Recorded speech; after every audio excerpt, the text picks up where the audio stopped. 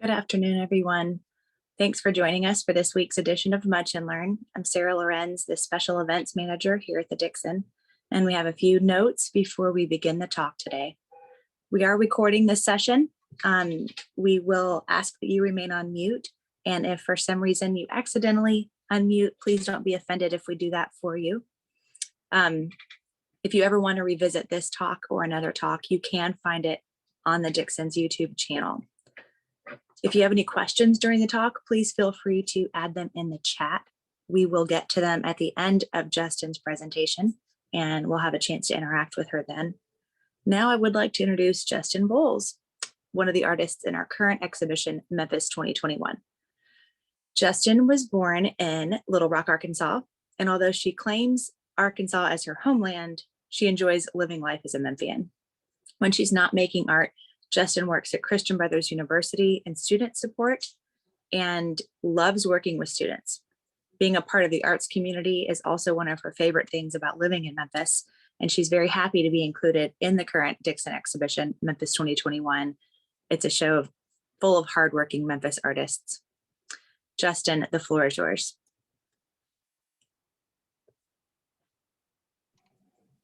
Thank you, Sarah. It's great to be here today. And as Sarah introduced me, I am so happy to be a part of this group of artists in the Memphis 2021 group show. I love showing my work at the Dixon, and it's just been a joy to be a part of this group. And I had the pleasure of showing my work in 2017, 2018 at the Dixon. As you'll see in this photo that I'm showing, was the poster for my little solo show there. And it was just the most exciting thing to me when I got to show there. So I've loved working with the Dixon, and so it's an honor to be here today. And so what I wanted to talk with everyone today about is what gives me joy and what inspires me, and then walk you through some of those things and show you how those points of inspiration show up in my work through my collage work, my sculpture, and then ultimately my installations where I'm creating environments. So as you may know, if you know me, you probably know all these things that give me joy.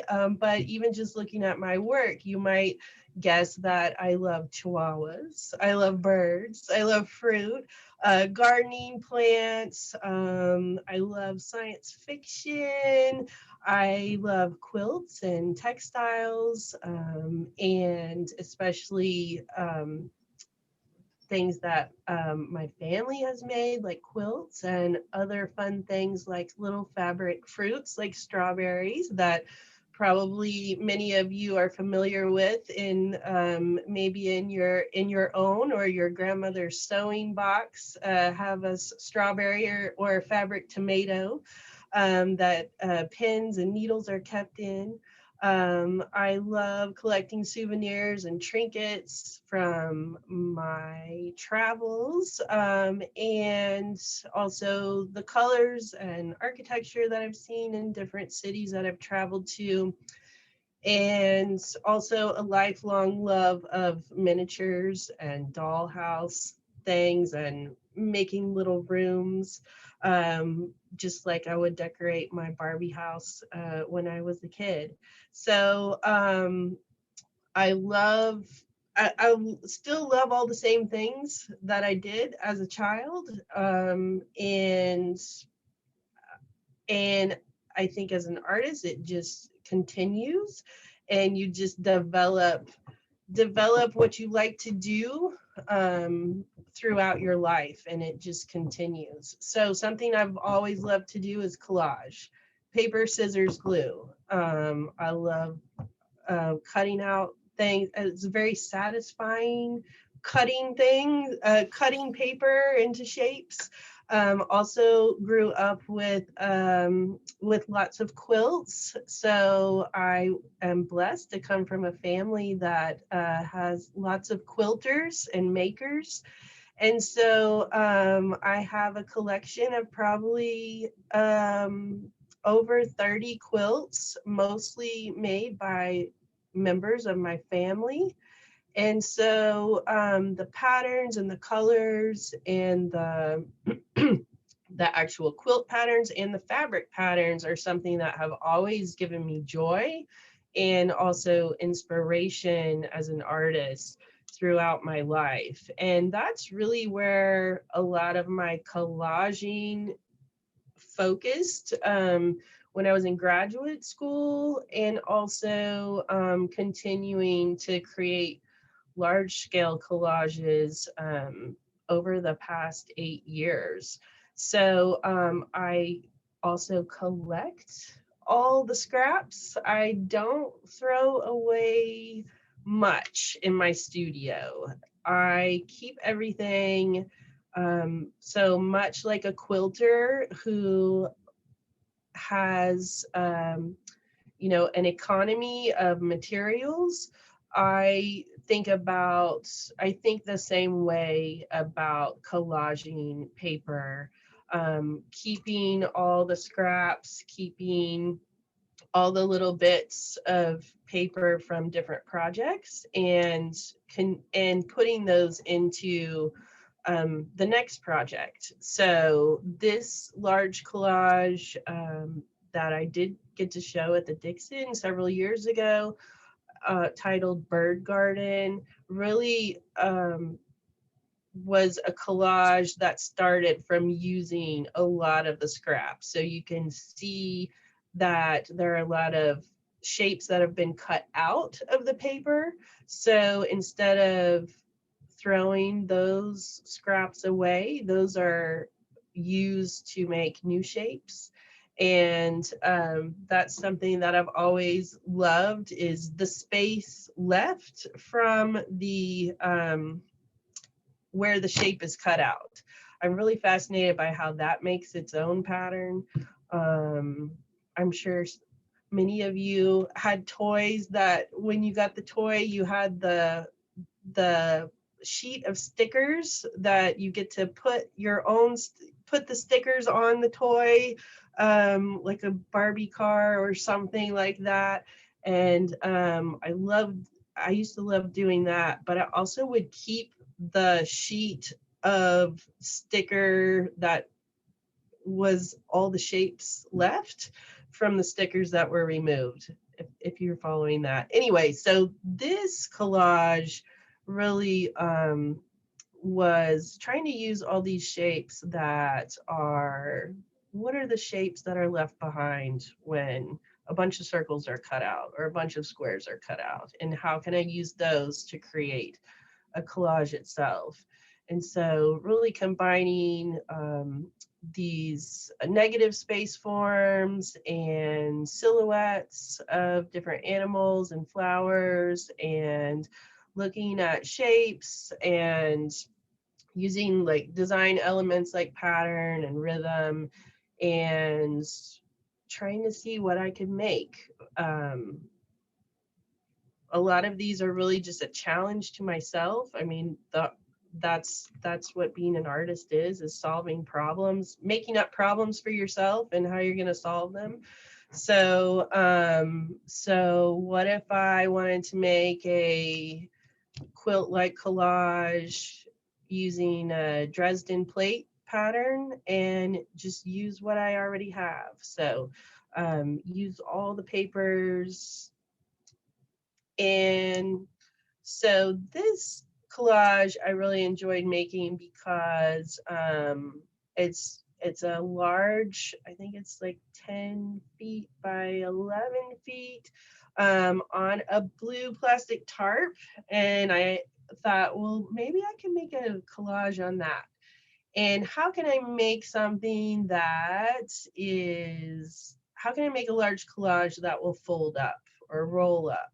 So one of the rules I have for myself as an artist is, can you carry it yourself? can it fit in your car? Do you need help or not? So I try to make rules that if I can carry it, I can fit it in my car, it will fold up, roll up, then that's good. So this one I created with all the major pieces being Velcroed onto the tarp so that I can stick them on, but when it's time to leave, I take them off and stack them up and fold up the tarp, and I'm ready to go. So this large collage fits into about a 2 foot by 2 foot box. And so that's another problem that I created for myself to solve. How do you make something big and transport it in a small box? When I was asked to be a part of the Memphis 2021 show, I talked with Julie, the Parati, the curator, and she asked me, what would you like to do? Do you have some collages? Do you have sculpture you'd like to show?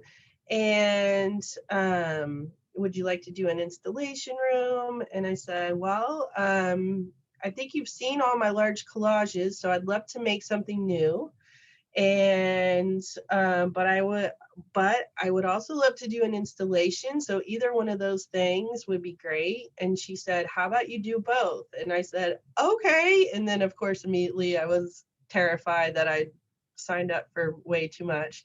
But so I created a sketch for the collage and then started working on it and working piece by piece on this large scale collage that's in the gallery now.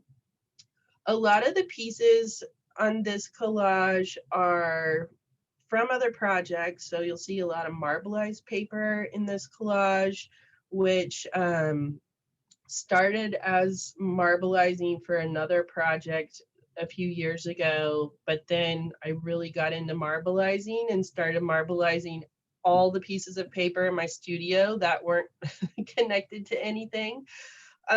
So I'll build up a library of different materials like marbleized paper, or maybe I'll do some screen printing of patterns and because I need it for a certain project, but then also build up a library of screen printed patterns so that I can pull from later for other projects. And that's how I also see collage. That's how I see sculpture making as well. So on the right, you'll see an image of just working out different patterns and designs for small pieces of collage, kind of like mini quilt blocks. So those, I made a lot of those over the past few years, potentially not knowing what project they would go to. But then when I started working on this large scale collage for the Dixon show, then I already had some stuff made and it all fit together well.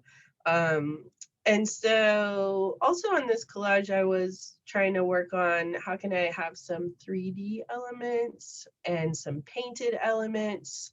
This collage is on canvas. And so it could really hold the weight of all the glue and all the paper that's on it. And I had a good time also filling in the spaces, not so much with paper and the small little collaged shapes, but also painted elements. So I have a lot of these red kind of seed pod polka dot pieces that were from pattern paper that I had painted several years ago. So I cut all of those dots out. And then I also just painted directly onto the collage to create more pattern and more rhythm, more energy happening around all the pieces. as you can probably tell, and if you've seen my work in person, I'm definitely a more is more kind of artist. So I just keep adding and keep adding. It's sometimes hard for me to just stop. I just have to stop myself working on something. But I am proud of this piece. I hadn't done a triptych before. I felt like it was a bit of an experiment type piece, because it was on canvas and using a color palette that that I really pushed myself to still use some of those bright colors, but really push myself to stretch my color palette with some dark colors, some deep colors, some more tertiary colors, and and really use a lot of those elements of like quilted pieces that I had made with small bits of paper and incorporate those too. Oh, and the title of this piece is called Heirloom Friendship. And what I was thinking about when I titled it was it's a collage of flowers, obviously not botanically accurate on most of them. But I was thinking about gardening because that's something that I love to do. Gardening's very big in my family as a huge knowledge base of gardening in my family, but also a pastime and a lot of joy and inspiration shared in my family with gardening. And so I was thinking about gardeners and how they share stories about their plants and also how they share actual plants, which is something I do with my gardening friends here in Memphis, and also something that, you know, family members do, sharing plants. And if you've ever gone on a garden tour with someone around their yard, they'll probably tell you, oh, my friend gave me this plant, and this is from my grandmother's house, and this is from my aunt. And so just thinking about those connections and how all of how plants are cherished, not just because they bring beauty to our lives, but also because we're really taking care of those memories when a plant is connected to a person that gave us the plant or it's from their yard, and how those stories are passed around too. So now I'm going to talk a little bit about my more 3D and sculptural work. And I was a sculpture major in undergraduate, in my undergraduate studies. I mostly did 2D work though, and collage for the most part when I was in graduate school, but then really working, trying to get back to object making, I think, and that was a natural progression for me from collage and creating 3D objects out of paper. And so over the past 8 or so years since graduate school, I've just kept making and really pushing myself to create more sculpture, and a lot of it has just been just the joy of making things, seeing how I can put together pieces of materials to create fruit or fruit or corn or flowers, and how can I use what I have. So again, like this economy of materials where I've got a bunch of gift wrap that I've collected from presents, and so what happens if I glue a bunch of that together to create some pattern paper, and then I make flowers out of them. Or can I make corn out of leopard gift wrap? Yes, I can. So, so I started thinking about, okay, I need some kind of model. How do I like making these things, but what am I working towards? What's the framework? What am I going to do with all of this stuff? And I was visiting family in Pennsylvania, and I got to go to the National Gallery of Art in Washington, D.C. And I was looking at all of these beautiful Dutch still life paintings, and I thought, what if I make these into sculptures, use these as my model to create sculpture, and really spend time with making all these things that I like to make, and then try to model these flowers and fruit and these objects after these Dutch paintings. So I did a series of those. I really enjoyed making those. This is the largest one that I made, and you'll see a lot of fabric fruit in there. Some of them are ones that I made. Some of them are ones that my grandmother made. And so, and then taking some silk flowers, reinventing them, kind of Frankensteining them into different types of flowers, making my own flowers out of paper. I really enjoyed that. And then also adding in found objects. So I like to use a combination of found things and then things that I've made. And then also incorporating things that are meaningful to me.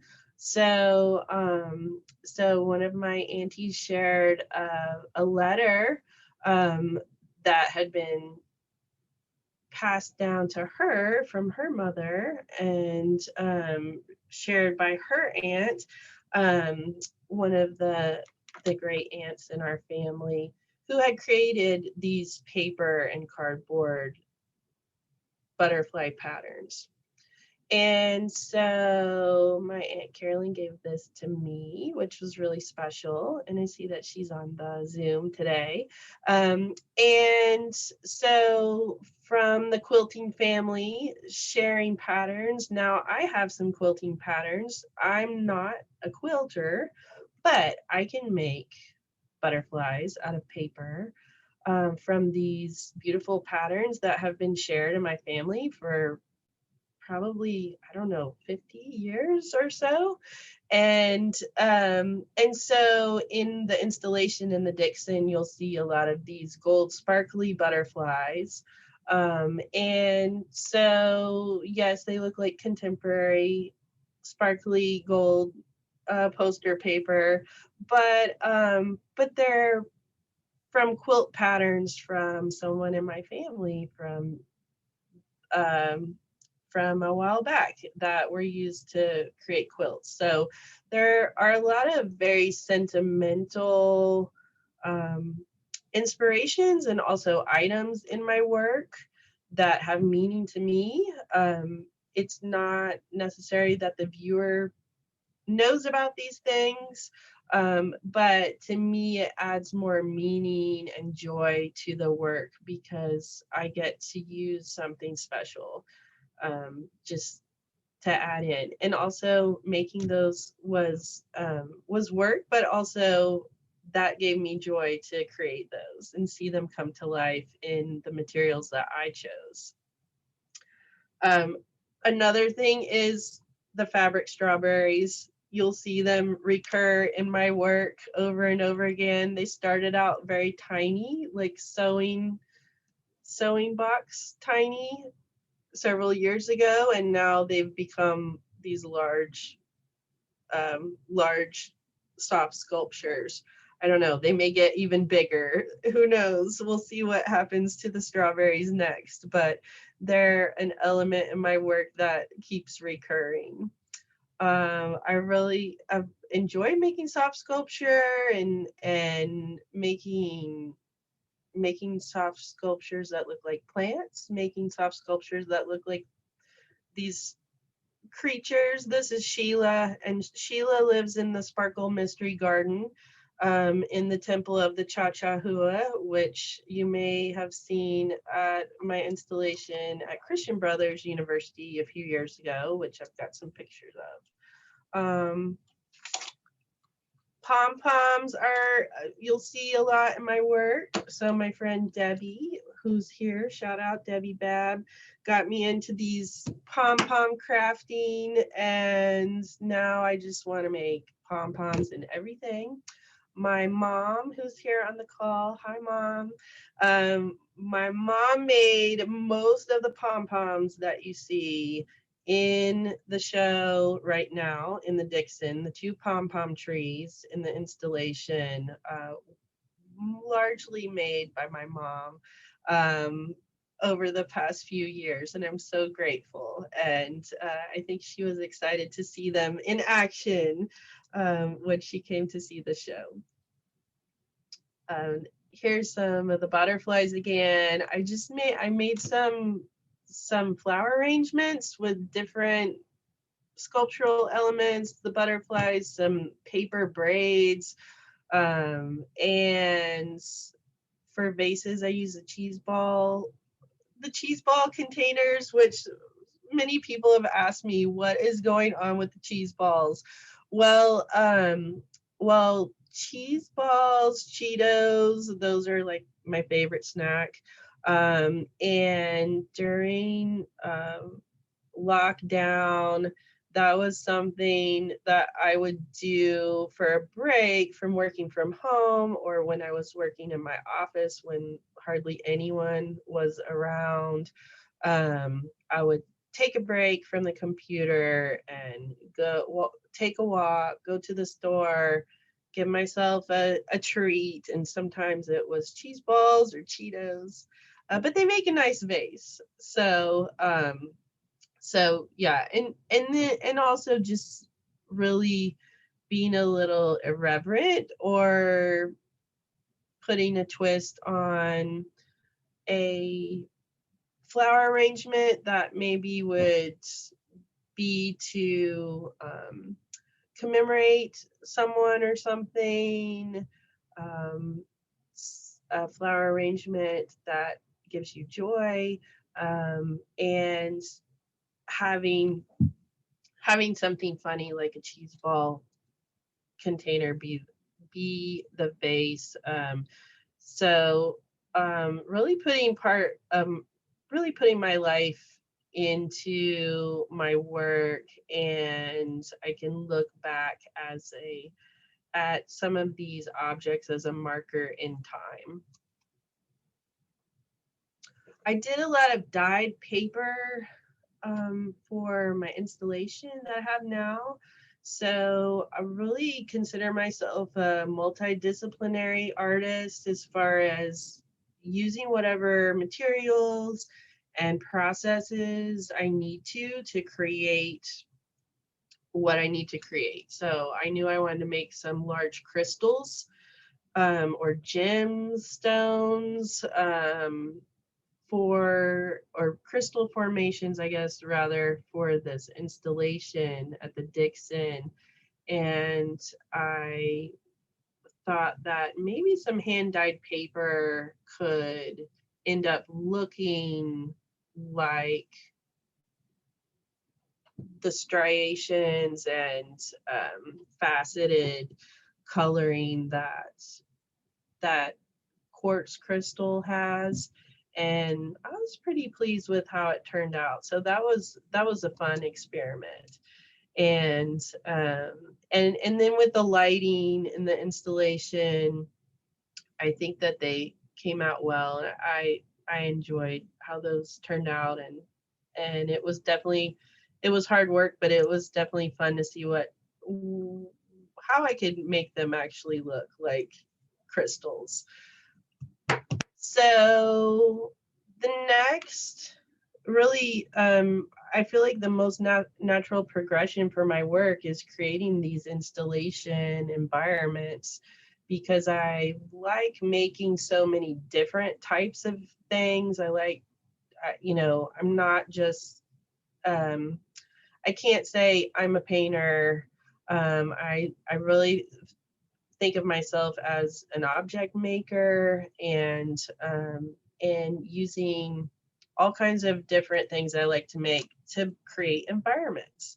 So here's a giant chihuahua that I made for the installation, the Temple of the Cha-Cha-Hua, which I'll show you a few pictures of next, or here in a minute.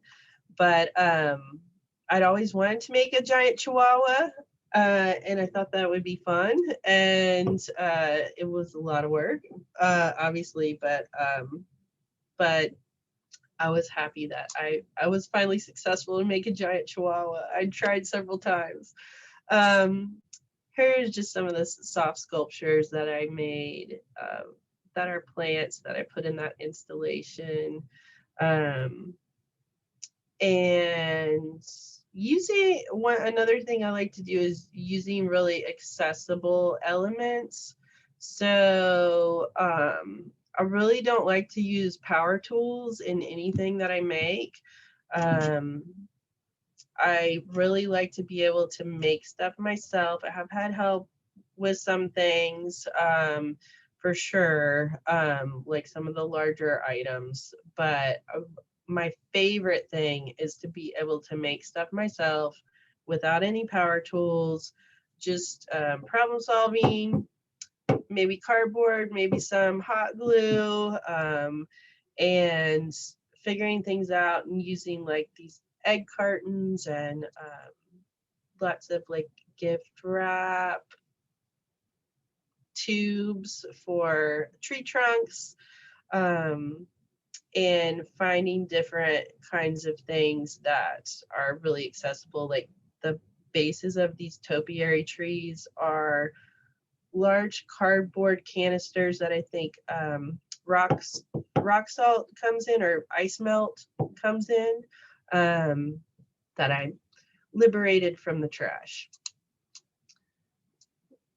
This was an installation that I did at Ole Miss, and I had a lot of fun putting this together. And this was really like putting all these elements that I've made together in an environment and seeing what it looks like. So there's soft sculptures, there are some sculptures made out of found objects, and putting small items and large items together that I've made, and really that I made a garden room there, and we covered all the walls in that room with that lattice paper. And I try a lot of stuff out in my house. I don't have a studio outside the house, and so I'm always moving my furniture around so I can try out all these different things that I put together. What does it look like together? What does it look like in different lighting? What does it look like with lighting that moves? And doing a lot of experiments in my house to create these environments is something I spend a lot of time on. The Temple of the Cha-Cha-Hua installation was really inspired by ancient temples. These are pictures of the Temple of Dendor, which is an ancient Egyptian temple that's in the Metropolitan Museum of Art. And I love the space so much. I've only been there once, but it was life-changing. And also some similar installations in the Archaeology Museum in Mexico City. There's something just really intriguing to me about an artificial space in a museum or artificial space anywhere, but it's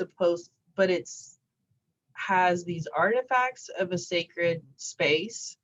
And so I was thinking about how could I recreate something that is like an ancient sacred space, and what would be in it. And so I thought, well, I think I need a giant chihuahua.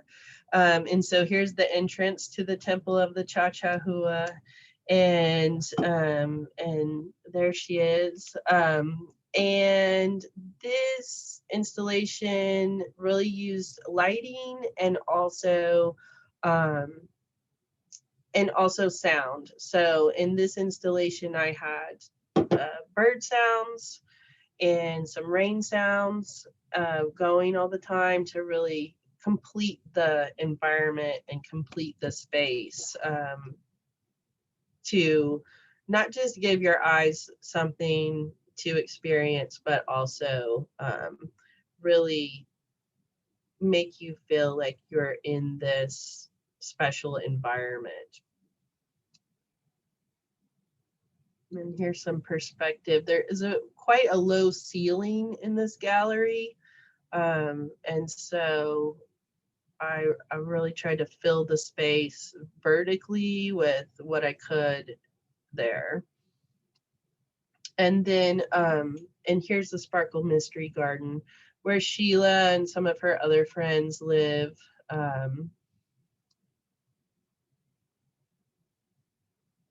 And I created vines that go along the wall, which you may have noticed they have shown up as large plant chandeliers, or planteliers, as I like to call them, in the installation that is now at the Dixon.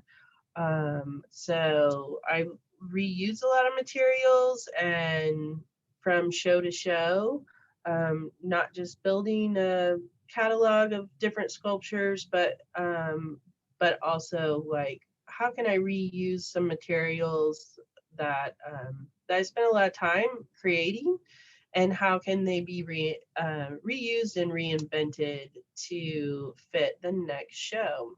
And so here are some of my initial drawings for the installation now. And I thought I got to have music or sound again for this installation. And my friend Ben Shull reached out to me and asked if his band Gray Balloon might be able to create some original music for my next show. And it was so providential and serendipitous, because I said, yes, I actually am working on a new installation and I need music. Maybe not just bird sounds, but how about like, let's compose something. So so we worked on that. And then some of the inspirations for this installation that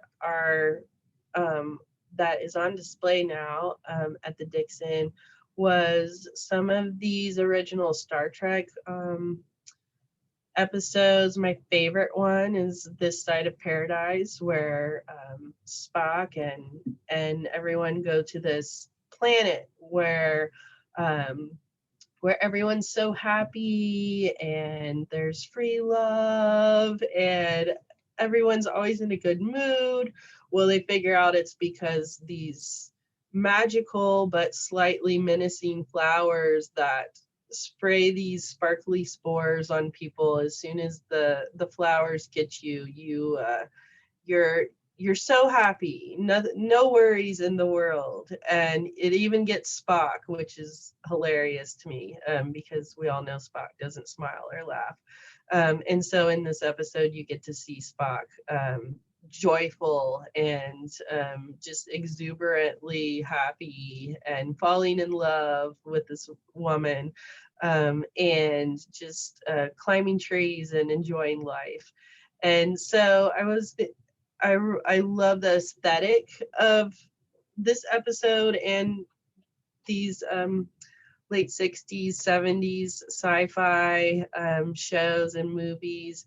But I also love the idea of these plants or creatures that are so beautiful and attractive, but maybe slightly menacing, or maybe not, you know, maybe don't have your best interest in, or maybe are going to get you in some way.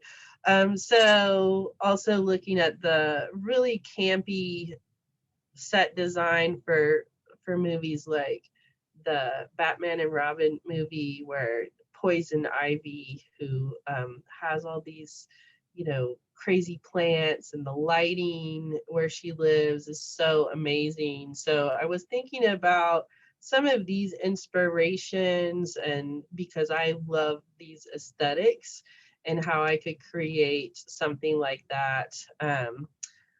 Initially thought this was going to be like a meditation garden on a space station in the future. And that's why it's named Bedizin Park 84. So I was thinking about a large space station that has park rooms, and this is one of the park rooms.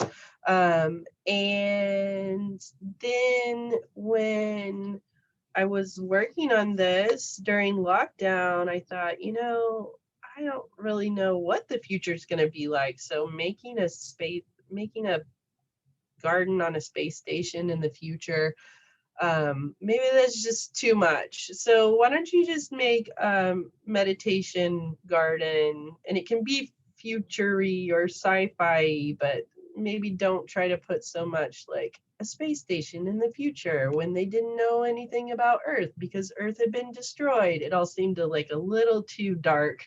So so what I ended up was with a meditation garden room that could be now, or it could be on a space station in the future, and use lighting, use the soundscape composed by my friends, and really try to use all the different materials that I could to keep it where people could walk around it, but create this, you know, space that people could stay in as long as they want. I wanted people to stay. A few weeks ago, I was there, and there were actually some people sitting on the floor with their eyes closed, just enjoying the space. And that made me so happy because they didn't know who I was. So that was great.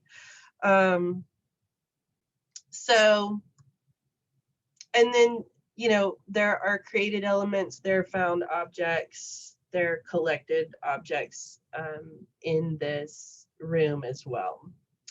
And now I would love to open up the floor to questions. Well, thank you very much, Justin. Yes.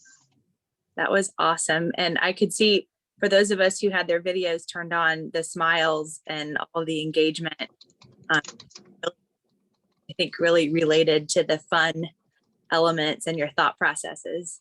Don't have any comments or questions in the chat just yet. Okay. So we'll but we've got another couple minutes. I'm going to let everyone know that next week our program will be a talk by one of our Dixon staff members, Charmiel Alexander. She's going to be talking to us about a name of a familiar Memphian, but we may not know why he's familiar. Tom Lee, from the park, Tom Lee Park, down on River. And also, we do appreciate you joining us today. If you aren't a Dixon member, we would love it if you would join the Dixon. And if you have any friends with events coming up and gifts would be appropriate, we also have gift memberships. Feel free to come by the Dixon to see this show with Justin's work in it, Memphis 2021. It will conclude on Sunday. So you have just a few days left to come. And we do actually now have some comments in the chat. So let's see. Kim Halyak loved your talk, thinks your pieces are gorgeous, and wants to know where you collect your materials from. Oh, that's a good question. So I really, a lot of my materials are collected just from my life and from maybe like family members who some are on this call today, have themselves collected materials and maybe they pass it on to me. Or it's things like gift wrapping from a present I got, or a shopping bag from a trip that I was on. A lot of people like to try to give me materials, but I really don't like to accept materials because they're not from my life, they're from other people's life. So if I don't feel much of a connection with things, or it doesn't really speak to me, I really don't want it. So that's a big part, because there are a lot of people that are so kind and they want to give me all the things, but I really I don't want them. So yeah. And sometimes I do seek out materials. I see Kim ask that question. It depends, it really depends. I don't know, if I know you have a stash of yellow plastic shopping bags, then I will probably want to come raid your house. But, just random things, I don't know. So if there's something you're thinking of, feel free to email me, contact me, send me a picture, because I do love thrifting. I love estate sales. I love looking through things. I'm really picky So what about you're it all. don't get our feelings hurt if we offer you something and you have to say Yes, that's totally fair. exactly. I'm very picky. William McKelvey wants to know, how are you storing the friendship triptych? So that is stored basically rolled up. Probably not the best storage situation for that, but it did pretty well, like rolled up, and then it just needs some time to relax when it gets opened up. So yeah. Okay. I'm going to tell the guests right now that Justin has put her Instagram handle and her website in our chat. And so you've got a few minutes left before we part ways to grab that information. And then there's 2 questions left about installation pieces. Okay. Do you have any plans for an interactive installation? Oh, that's a good question. I think that's, probably going to be the next step. I mean, I definitely have ideas of things I would like to do for that. So maybe that will be the next thing I go to. And then I see Kevin asked, am I going to show this piece again? So I do have plans to show work at the Columbus, Mississippi Arts Council gallery next summer. And so I will probably show this installation in combination with the Temple of the Cha-Cha-Hua, because they have a very large space. So things may be arranged a little differently, but and then yeah, we'll see how things morph, and get added to. Sure. Well, other than compliments, which I think you're reading in the chat, which everybody. Yes, so nice. Thank you, everyone. Oh, we do have one more question. Patty Bundy wants to know, where does the Cha-Cha-Hua get stored? Well, the legs and the tail of the Cha-Cha-Hua are in my studio at my home, and the head is in my storage unit. So it's in pieces right now, but that's okay. Its spirit is intact. And it'll come back together. And I don't, if you go to my website, you can see, I usually list like upcoming, shows, but I don't have a mailing list, but that's something I need to put together. So, so feel free to email me. You can email me through my website, or you can send me a message on Instagram. You can find me on Facebook. And if you'd like to be on a mailing list, I'd love to know that, so I can add you to that when I get that put together, hopefully soon. Well, thanks again. You have a crowd of very pleased people, Munch and Learn. And thank you to all for joining today. We'll see you next week at noon for a talk about Tom Lee. Take care. Thank you so much. Thank you everyone for coming. It's been a pleasure.